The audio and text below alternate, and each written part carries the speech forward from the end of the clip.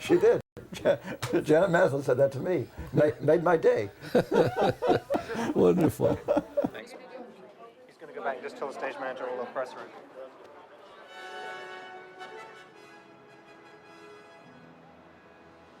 This is a picture of Carol Burnett. She approved this photo, but when she did, I said to her, Now this, of course, is one of the classic moments in theater history. This, if you had to find one scene that was emblematic of what is the theater, you would have to say this scene. You'd have to use these 30 seconds and saying this says it all about actors. But look, the dress isn't the right color. There's a crease in it. And I'm talking. I'm going like this. Look, my mouth is like this. all right, well, take a look at what else we have, and we'll It's pick something else. not very attractive. Okay. I mean, it's not horrible, but it's not... I think I'm more attractive than that, and I'm supposed to My be... picture isn't good enough. It doesn't show the true me. And, you know, I look like a geek or whatever, and I'm much better looking than that. Of course, she thinks of herself as much better looking than that. And if you don't change this picture, she's going to have to go out and kill herself.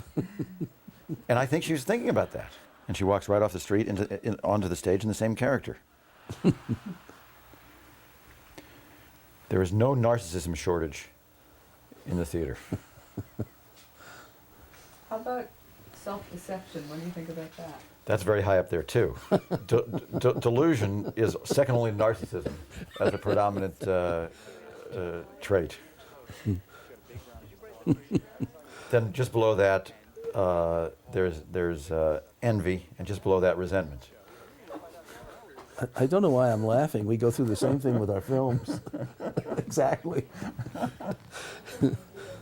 It's always a long shot.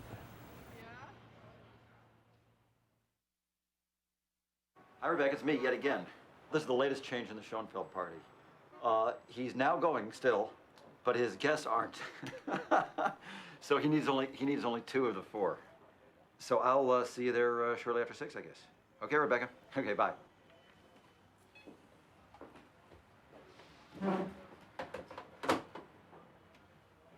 This is what we're reduced to: seating arrangements. It's probably the most important thing we do on opening night, and everybody, of course, notices where they're seated. People want seats at a hit, and they want good seats because where you sit is a big part of your status. Better to be in the orchestra on the aisle. That's the best thing. You don't want to be too close or too far away, because if you are too close or too far away, it means you're not very important, or you're not as important as the guy who's on the aisle in the center orchestra. People in New York are very attuned to this, shockingly so. And people whom we've sat in the theater have come up to us and called us for, when we give them opening night seats, they say, well, I'm hard of hearing, I have to be closer. Or they'll say, my legs are long, or I get leg cramps, I have to be on the aisle. Or if they're too close, they say that I'm farsighted, and I have to be back farther. They never say, I have a really big ego, and I'd like you to give me a seat that reflects my ego and my importance and my status. They never say that. I think I've worn them only to openings. I think they're lucky. I think they're good. Had them many years. I just was downstairs. They're sucking their brains out? Well, it's something they figured out. Actors are strange creatures, aren't they? I was told they devised this in a meal or something, and I thought it was an old tradition. I didn't know what I was It was news to saying. me. They're sucking out their brains. I never knew this. That was an old theatrical tradition. They've gotten to. They're strange. Just everybody fuck away.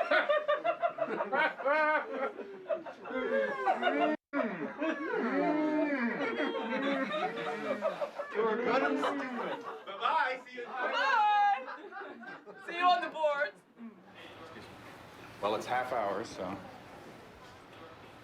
My friends say, what would you do if you had it to do over again? And I say jokingly, I'd jettison the play and just go with the stars. Well, I wouldn't, of course, but it certainly would have been an easier road. At this point, quite frankly, your fate's sealed. The critics have already been there. It's already decided. So all you can do is enjoy it. I know we're not coming out of this clean. I'm not an idiot. And you find this out as you go along, that certain things, you know that you've got an imperfect thing about to hit the stage, and you just hope the balance is going to go in your favor. but you know it. You can't really express that to anybody because, first of all, nobody wants to hear it. But secondly, you don't want to dampen anybody's spirits, but you know it. Rocco knew it too. Everybody was worried except Rocco. I think Rocco was worried the most. Somebody was saying that to me.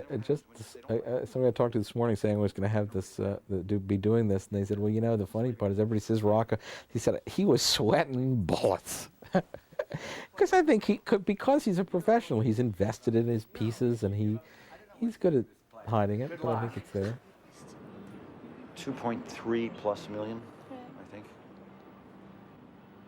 I think we spend most of that.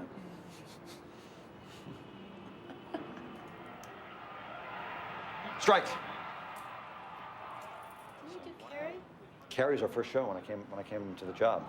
Our first one, right out of the box. Runs 3 days. It's great. We've got $500,000, and I thought, boy, I'm really good at this job. I know what I'm doing. $500,000, 3 days. Boom, it's out of there. The Virginia Theater, I'll never forget it. No idea. Half the audience was screaming in delight, half of it was laughing at it. I wish that show had some money in the bank, could have run. I think it would have had an audience. I really do. Heidi and I decided to produce a show one day when we were going to a Roger Miller concert. And we decided to produce that particular show. Neither of us, I think, ever made a decision to be a producer. I think we just decided to produce that show. And once we had produced the show, we had become a producer or producers. But we never set out to say, oh, I'd like to have a career as a producer. It never occurred to either one of us. Okay, let's do it.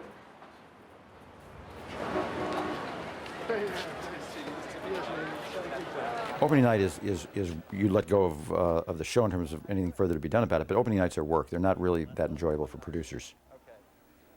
It's basically schmoozing your investors and making sure everybody is having a decent time, and it's work.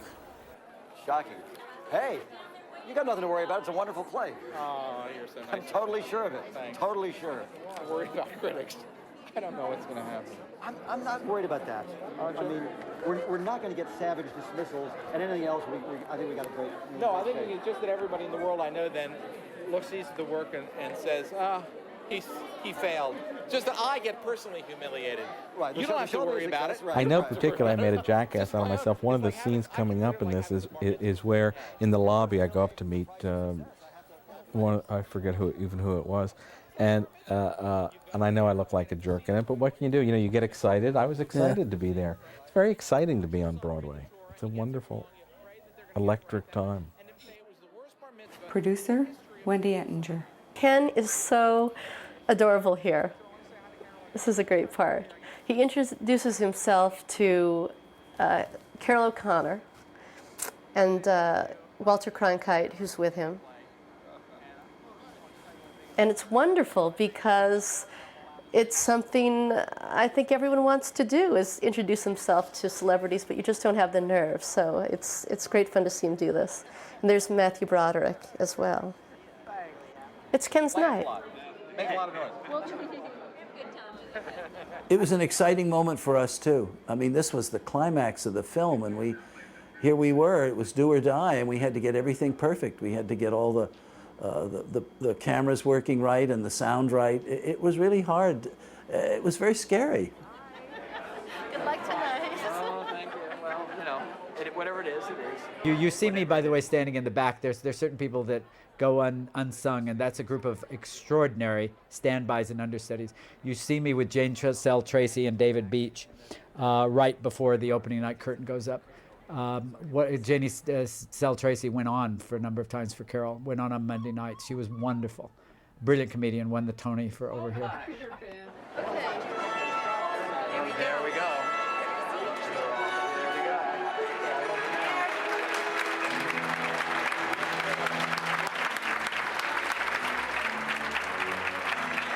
How it started for us. I was always fascinated by Moss Hart's book, Act One, the idea of the show that triumphed after all the disasters you could imagine. And so when I got to do the film with Jane, it closed the next day, so it hardly triumphed. This was a film about Jane Fonda, going to Broadway. It was her first Broadway debut, and it was one of the first films that was a cinema verite film that I saw, and it influenced me incredibly, and I always wanted to do another film about a play going to Broadway. Wendy was our producer on The War Room, and her sister, Heidi, was a producer of Broadway shows. So we asked her to give us a list of shows she was going to do the next year, and when we saw Carol Burnett's name on one of them, that was it. We both said, let's do it, this is the one we want to do. Not only because it was Carol, but also because it was a play inside a play type of story, and we were great fans of Noises Off, and we always thought that that would be a terrific device to use in a film. What I love about this documentary, I think it shows a group of people, incredibly professional people, nice people, working at the top of their form, trying to make something happen. And I think it really does capture an amazing amount of the thrill and the heartbreak of a Broadway production. I think you do show some of the complexity of the profession, which is what is both stimulating and exhausting about it. And it does show a little bit of why it's fun. There are a couple of scenes in which people are actually having fun and being silly and relaxing, and you do get a little taste of that. I mean, in reality, I think there's much more of that going on, or people wouldn't do it. Yeah. And I guess what's missing to me is sort of the essence of why people do it, which is about that sort of sense of temporary family, being on the boat together. It's like going on an excavation for me. Except for when you go on an excavation, everybody has affairs and everybody's too exhausted to have affairs on these things. That's true. More sex. I may have quoted this to you before, but I'm sure you've seen that Truffaut film, Day for Night, where he talks about that wonderful metaphor of making a film is like taking a vacation. You start out hoping to have a nice trip, and you end up simply hoping to reach your destination. And I think this little film of yours is a description of that metaphor.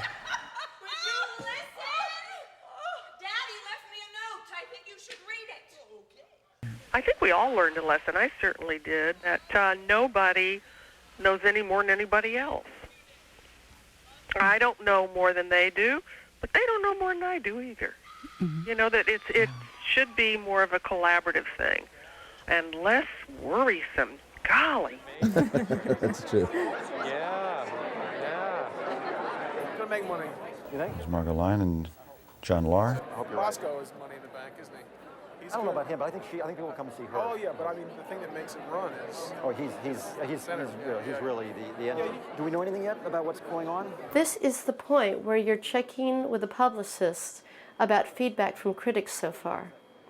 What do you do during the second act? Are you processing this information? Well, there's often an ad meeting after the show at the ad agency. Right. Pulling together the quotes and trying to figure out whether you have enough to make a campaign on, and there certainly was enough with this show. Do you feel it? If they're raves, everybody is literally saying exactly that. If they're saying not that, it's mixed. It's that simple. Very mixed. Mixed.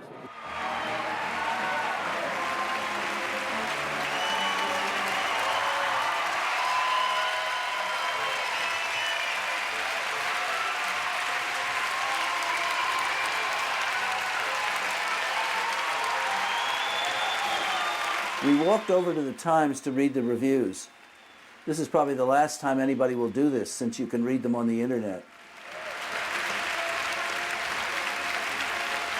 I remember when Carol came to watch the film, she sat in front of me while I ran the tape deck, and I was thinking how nice it was for her to take the trouble to come to our studio and watch. And suddenly it hit me. We were showing our little comedy to the Queen of Comedy. And she laughed all the way through it. And it was hard for me to realize how much some of it must have hurt her. Carol Burnett, Game and Goofy, opens the season. After an absence of 30 years, but looking newly minted, Carol Burnett is back on Broadway, where she opened last night. The playwright does have more at risk, but by far, because a playwright, if he's lucky, is going to have one play on Broadway I've had one sort of every 3 or 4 years. I have another one coming next year, and I've been very lucky. But, you know, one every 3 or 4 years is very different than actors who go on to a different play all the time. The director who can do 2, 3 plays a year, different than the producers. There's no question that the person who has the most at stake is the playwright. Well, this man shouldn't be allowed to live. The bad comments aren't good, but they're not mean bad. You want, of course, when you open in New York, you want to come in with Boffo reviews. This is the greatest thing I've ever seen. This play is fantastic. This production's fantastic. The actors are fantastic. They were very generous, of course, to the actors. They were quite good for the most part to the production, and Ken got hit hard. Undeservedly, I have to say, totally undeservedly. It's a much better play than was recognized, and the fact that it's being done around the world speaks to that. And I think in the end, it will probably be done as much, if not more, than Lend Me a Tenor. Anybody else? Any of the other performers? He's fine about the other performers too. Not good for Ken. Now the job of the show falls much more to the producers. There's a transfer of locus of power and activity from the creative team to the producing teams to go out and sell it, to convey to the public that you have a hit. And that what happened last night was the opening of a hit show. And you do that with the press and advertising and the whole thing.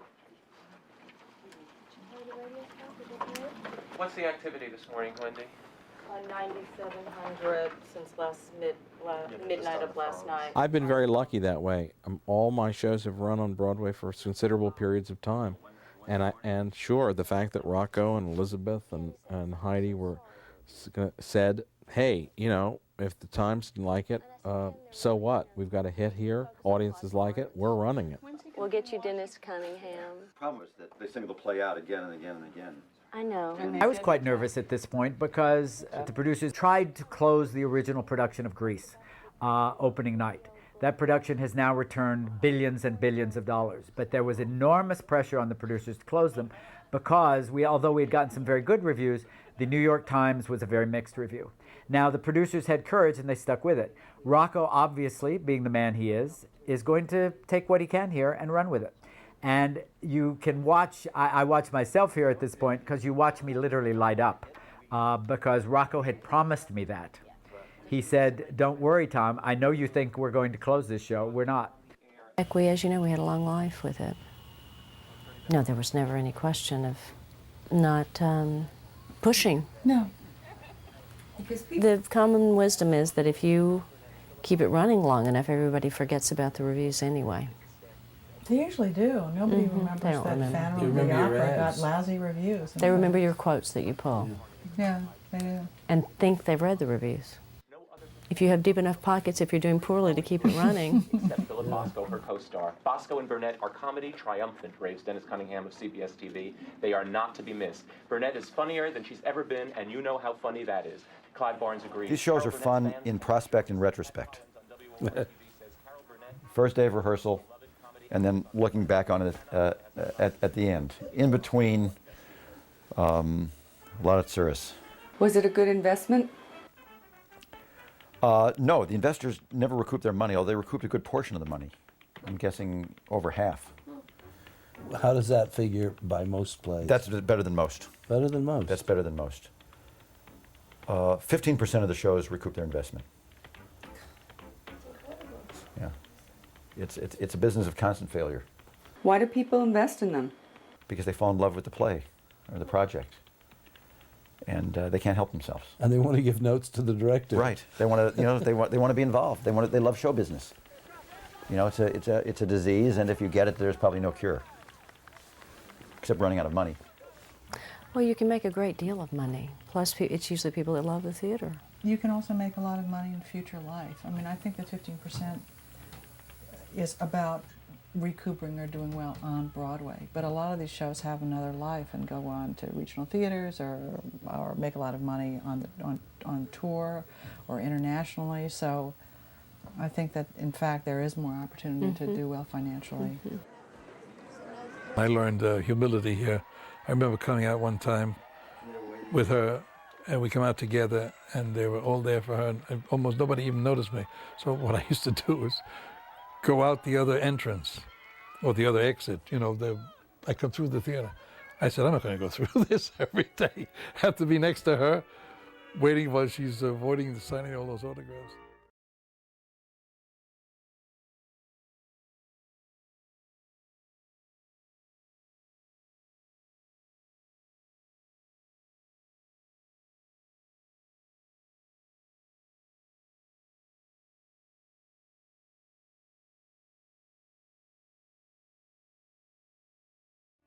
So, what do you guys think of this film?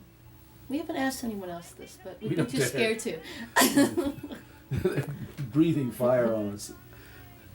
Well, people that that are outside of the theater seem to think it's a really good film. I don't think we're the people to ask because we're for us it's sort of it's too cinema verite. Yeah, it's painful. you know, it's very painful for us to watch. James Carville, when somebody asked him, he said, "Tell them don't do it, don't do it," when it came to making this documentary. We had enormous fun. It was an enormous pleasure, and I mean, Carol and Phil had a very rough time with a lot of it. The ensemble cast, who was superb, and much of that was in place before we ever even, were solid with Carol and Phil. Were superb all the way through and were constantly a joy to work with. And they managed that impossible task of being loyal to all three things, loyal to the play and the author, loyal to me, and of course they adored Carol and Phil. So most of them look back with it, but nothing but fond memories. I feel badly, and where I feel sad in that because the piece is edited around the two stars by its nature, it leaves out a lot of other things with a lot of these other actors.